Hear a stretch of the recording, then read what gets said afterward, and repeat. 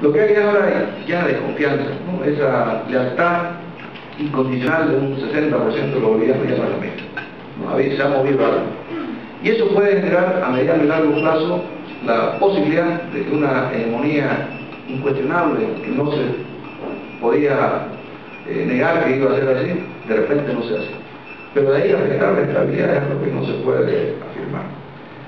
Una segunda conclusión es que se ha roto la imagen del líder infalible, ¿no? Del líder que no retrocede y que además ha tenido que ceder significativamente, cosa que no había hecho antes. En 5 años había habido pequeñas negociaciones, pequeñas sesiones de negociaciones. Por ejemplo, en Sucre del 2007, la Asamblea Constituyente, después de movilizaciones del sistema monetario, aceptó mantener el régimen de la autonomía. Eran concesiones menores. Aceptó con organizaciones del Oriente algunos temas respecto a la nueva constitución, se negoció en el Parlamento porque era necesaria, pero eran concesiones que no afectaban significativamente el proceso. Hoy, sin embargo, no ha sido así. Esta es la primera sesión significativa que hace el gobierno. Una tercera conclusión, la ausencia de una posición conservadora y regional ha funcionado como un factor coadyuvante para avivar el disenso y la oposición de la parte occidental del país, en la cual la oposición conservadora, en especial del Oriente, juega una función catalizadora. 4, como ya queda dicho, 3 han sido los factores que causaron las condiciones de la resistencia al gasolinazo: la identificación de la nacionalización de los hidrocarburos, la opción de tipo neoliberal y la ruptura, o por lo menos el debilitamiento del acuerdo que permitía espacio de diálogo y coordinación entre los movimientos sociales y el gobierno nacional. Una quinta conclusión es que la situación creada por el incremento en los precios de los hidrocarburos ha persistido, pese a que los hidrocarburos volvieron al precio anterior. Queda en este momento una altísima demanda de alimentos que genera precios de carestía y el alto de los precios de inflación. Queda la demanda de incremento salarial, que han sido pensadas como si la medida no se haya derogado, y queda de alguna u otra forma temas pendientes, ¿no? El incremento del transporte, las reivindicaciones de varios sectores que están sin resolver. 6. La lucha política ha vuelto a las calles, principalmente en el occidente del país. No es que no había lucha en las calles, pero no era directamente, frontalmente, como está ocurriendo ahora. 7. Existe ya un principio de una oposición alternativa, de una fuerza alternativa en el occidente del país, cosa que antes no existía. 8. El gobierno del MAS y su líder han sido afectados severamente en su imagen y credibilidad, pero no a niveles que generen ingobernabilidad. Lo que al parecer queda claro es que un proyecto hegemónico como el que se plantea con algunos niveles totalitarios no parece ser posible. Se produce la paradoja que a nivel de la organización estatal el MAS tiene el predominio casi absoluto, pero a nivel social ha perdido bastante espacio, generándose divisiones, separaciones e inclusive grietas y confinamientos externos. Una nueva conclusión es que la tarea del gobierno en una época de despliegue económico va a ser un gran desafío a su capacidad de gestión. Y fíjense que ese es realmente el tema.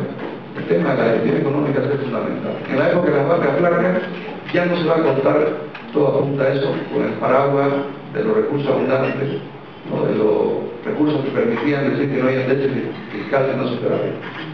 Y esto es difícil.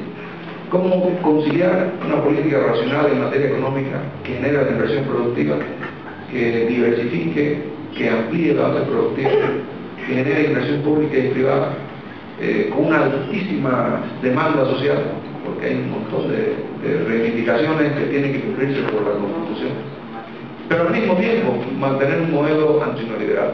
Realmente es un desafío impresionante, y ese va a ser, a mi criterio, uno de los principales que tiene el gobierno.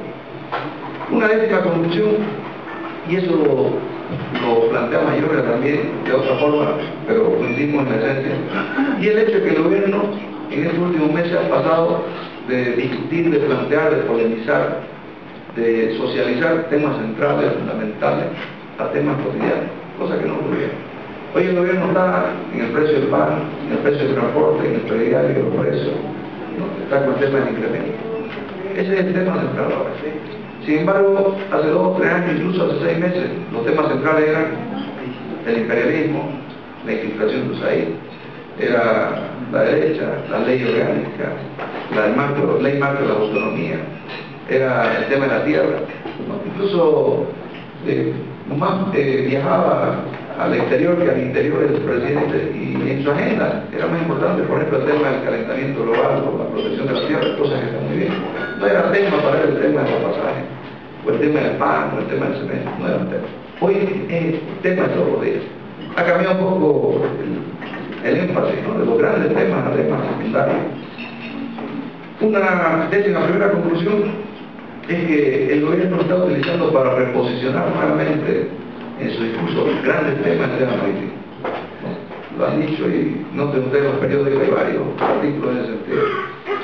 No está mal el tema marítimo, es un tema que hay que asumir, pero no está libre de sospecha de que esto sea parte de una estrategia para volver a posicionar al gobierno en temas centrales y no en los temas cotidianos que lo están desgastando. El azúcar, los pollos, las colas, no sé qué más. Y eso ya se nota. Noten ustedes la medición de Ipsos que hizo entre febrero y marzo. Ha habido una subida de acuerdo a variedad de ciudades, pero entre el 2 y el 8%. No hay un incremento del 38%, lleva a tener 32%. ¿No? Posiblemente sea o tenga que ver con la segunda distribución de la conclusión es que el gran desafío que tiene el gobierno en lo inmediato es cómo resolver la contradicción entre su discurso nacional estatista con la necesidad de adoptar medidas equilibradas que le permita incrementar la producción, garantizar la seguridad alimentaria, incrementar la inversión pública y privada. Y otro desafío es cómo conciliar el discurso indigenista, que es otro de los pilares discursivos del gobierno, con su desafío de recuperar la confianza, credibilidad en los sectores urbanos. Sectores urbanos donde no es particularmente mayoritario. Noten ustedes que ha perdido en casi todas las capitales, excepto Cochabamba, Cobija y el Alto. Cochabamba por muy poco margen, Cobija por muy poco margen, y el Alto no con la diferencia que pensaba. Y luego ha perdido en todas las capitales, Potosí, Oruro, La Paz, Sucre, Tarija, bueno, y excepto Cobija en el norte oriental. No ha estado muy antes del gasolinazo. Obviamente en el oriente también se sintió el efecto negativo del gasolinazo. En la última encuesta que hizo nuestro Instituto de Ciencias Políticas, el rechazo al gobierno en la ciudad de Santa Cruz es del 82%, ¿no? Altísimo. El más alto, creo que uno de los más altos del país. Entonces, ¿cómo hacer para recuperar a los sectores urbanos, a las clases medias, que han sido obviamente afectadas también por el gasolinazo, y mantener un discurso indigenista? Cuando hay sectores de los movimientos indigenistas que cuestionan al gobierno de no estar siendo consecuentes con el indigenismo, que en realidad es un indigenismo de papel y de discurso que no ha cambiado nada. Realmente es una contradicción que va a poner en figurillas al gobierno.